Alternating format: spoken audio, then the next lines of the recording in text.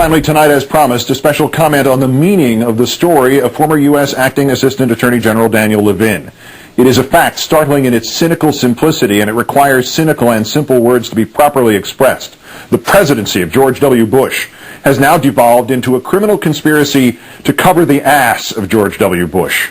All the petulancy, all the childish threats, all the blank stare stupidity, all the invocations of World War III, all the sophistic questions about which terrorist attacks we wanted him not to stop, all the phony secrets, all the claims of executive privilege, all the stumbling tap dancing of his nominees, all the verbal flatulence of his apologists, all of it is now, after one revelation last week, transparently clear for what it is: the pathetic and desperate manipulation of the government, the refocusing of our entire nation towards keeping this mock president and this unstable vice president and this departed, wildly self-overrating attorney general and all the others from potential prosecution for having approved or ordered the illegal torture of prisoners being held in the name of our country.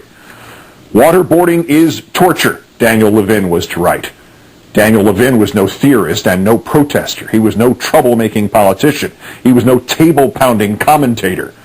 Daniel Levin was an astonishingly patriotic American and a brave man. Brave not just with words or with stances, even in a dark time when that kind of bravery can usually be scared or bought off. Charged, as you heard in the story from ABC News last Friday, with assessing the relative legality of the various nightmares in the Pandora's box that is the Orwell-worthy euphemism enhanced interrogation. Mr. Levin decided that the simplest and the most honest way to evaluate them was to have them enacted upon himself. Daniel Levin took himself to a military base and let himself be waterboarded. Daniel Levin should have a statue in his honor in Washington right now. Instead, he was forced out as acting assistant attorney general nearly 3 years ago because he had the guts to do what George Bush could not do in a million years: actually put himself at risk for the sake of his country, for the sake of what is right. And they waterboarded him. And he wrote that even though he knew those doing it meant him no harm, and he knew they would rescue him at the instant of the slightest distress, and he knew he would not die, still with all that reassurance, he could not stop the terror screaming from inside of him, could not quell the horror, could not convince that which is at the core of each of us, the entity who exists behind all the embellishments we strap to ourselves, like purpose and name and family and love. He could not convince his being that he wasn't drowning. Waterboarding, he said, is torture. Legally, it is torture. Practically, it is torture. Ethically, it is torture. And he wrote it down somewhere where it could be contrasted with the words of this country's 43rd president. The United States of America does not torture. Made you into a liar, Mr. Bush. Made you into, if anybody had the guts to pursue it, a criminal, Mr. Bush. Waterboarding had already been used on Khalid Sheikh Mohammed and a couple of other men none of us really care about, except, sir, for the one detail you had forgotten, that there are rules. And even if we just make up these rules, this country observes them anyway because we're Americans, sir, and we're better than that, and we're better than you. And the man your Justice Department selected to decide whether or not waterboarding really was torture had decided, and not in some phony academic fashion, nor while wearing the Walter Mitty poseur attire of flight suit and helmet. He had put his money, Mr. Bush, where your mouth was.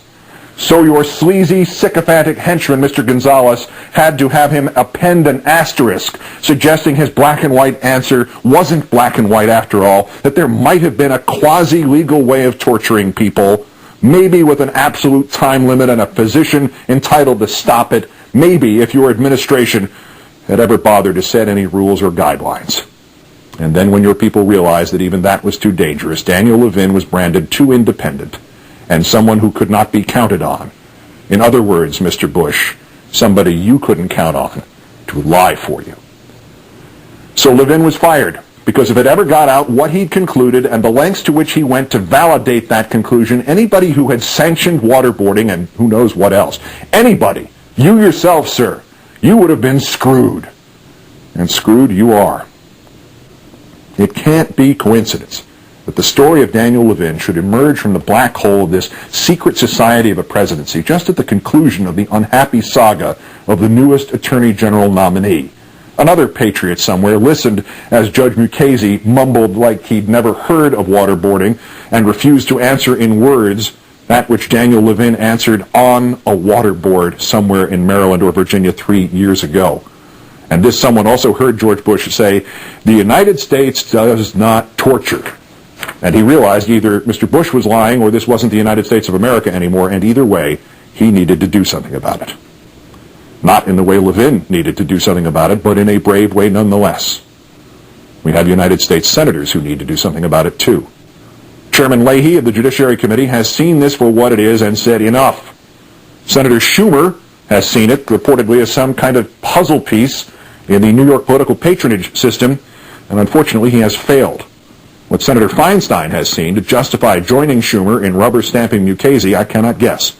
It is obvious that both these senators should look to the meaning of the story of Daniel Levin and recant their support for Mukasey's confirmation. Ultimately, Mr. Bush, the real question isn't who approved the waterboarding of this fiend, Khalid Sheikh Mohammed, and 2 others. It is why were they waterboarded? Study after study for generation after generation, sir, has confirmed that torture gets people to talk, torture gets people to plead, torture gets people to break, but torture does not get them to tell the truth. Of course, Mr. Bush, this isn't a problem, is it, if you don't care if the terrorist plots they tell you about are the truth, or just something to stop the tormentors from drowning them. If, say, a president simply needed a constant supply of terrorist threats to keep the country scared, if, say, he needed phony plots to play hero during and to boast about interrupting and to use to distract people from the threat he did not interrupt, if, say, he realized that even terrorized people still need good ghost stories before they will let a president pillage the Constitution. Well, heck, Mr. Bush, who better to dream them up for you than an actual terrorist? He'll tell you everything he ever fantasized doing in his most horrific of daydreams, his equivalent of the day you flew onto the deck of the Lincoln to explain you'd won in Iraq. Now, if that's what this is all about, you tortured not because you're stupid and you think that torture produces confession, but that you tortured because you're smart enough to know it produces really authentic-sounding fiction. Well, then, you're going to need all the lawyers you can find, because that crime wouldn't just mean impeachment, would it, sir? That crime would mean George W. Bush is going to prison. Thus, the master tumblers turn and the lock yields, and the hidden explanations can all be perceived in their exact proportions and in their exact progressions. Daniel Levin's eminently practical, eminently logical, eminently patriotic way of testing the legality of waterboarding had to vanish, and him with it. Thus, Alberto Gonzales has to use that brain that sounds like an old car trying to start on a freezing morning to undo 8 centuries of the forward march of law and government. Thus, Dick Cheney has to ridiculously assert that confirming we do or do not use any particular interrogation technique would somehow help the terrorists. Thus, Michael Mukasey, on the eve of the vote that will make him the high priest of the law of this land, cannot and must not answer a question, nor even hint that he's thought about a question, which merely concerns the theoretical definition of waterboarding as torture. Because, Mr. Bush, in the 7 years of your nightmare presidency, this whole string of events has been transformed. From its beginning as the most neglectful protection ever of the lives and the safety of the American people, into the most efficient and cynical exploitation of tragedy for political gain in this country's history, and then to the giddying prospect that maybe you could do what the military fanatics did in Japan in the 1930s and remake a nation into a fascist state so efficient and so self-sustaining that the fascism itself would be nearly invisible.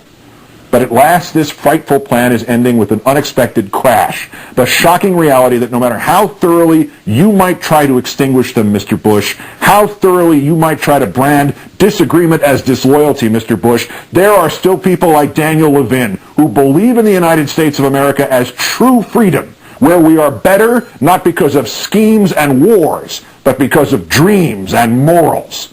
And ultimately, sir, these men, these patriots will defeat you. And they will return this country to its righteous standards and to its rightful owners, the people. Good night and good luck. So what are you going to do? Just sit there? I sure hope not. It's time to get involved, people. It's past time.